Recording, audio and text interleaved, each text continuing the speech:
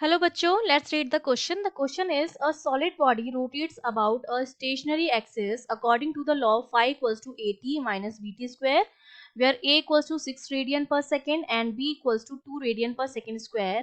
Find the angular acceleration at the moment when the body stop. जब body stop करती है तो उस moment पर हमें angular acceleration जो है वो calculate करना है.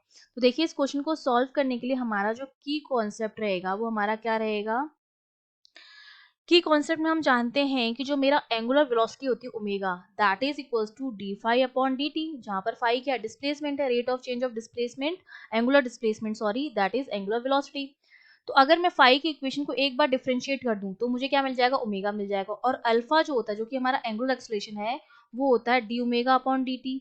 और जो ओमेगा की वैल्यू आएगी उसको अगर मैं एक बार और डिफरेंशिएट कर दूं तो मुझे क्या मिल जाएगा, एंगुलर एक्सेलरेशन मिल जाएगा. और हमें एंगुलर एक्सेलरेशन तब निकालना है जब बॉडी स्टॉप कर जाती है. इसका मतलब उसका जो ओमेगा हो जाता है वो क्या होता है, जीरो हो जाता है. ओमेगा जिस टाइम पर जीरो होगा उस टाइम पर हम टी की वैल्यू कैलकुलेट कर लेंगे और उस टी की वैल्यू को हम अल्फा की वैल्यू में रख देंगे. ठीक है, तो देखिए हमारे पास जो ओमेगा आ जाएगा वो मेरा कितना आ जाएगा, d phi upon d T.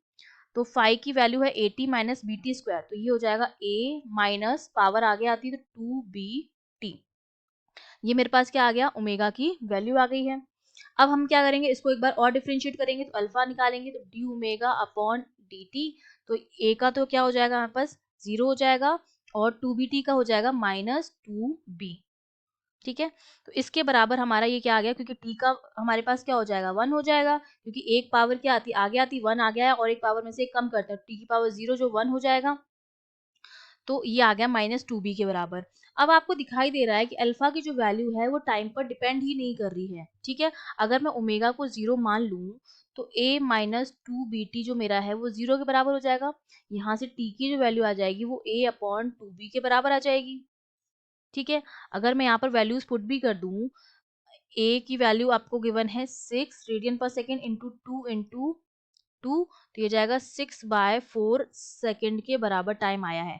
लेकिन अल्फा की जो वैल्यू आ रही है वो टाइम पर डिपेंड नहीं कर रही है. और ये माइनस साइन ये रिप्रेजेंट कर रहा है कि क्या है, रिटार्ड हो रहा है. मतलब ये क्या कर रहा है, उसके रोटेशन को क्या कर रहा है, रोकने की कोशिश कर रहा है. तो अल्फा की जो वैल्यू आएगी वो आएगी माइनस टू इंटू बी की वैल्यू है टू, तो ये हो जाएगा माइनस का 4 रेडियन पर सेकेंड स्क्वायर, जो कि टाइम से क्या है, इंडिपेंडेंट है.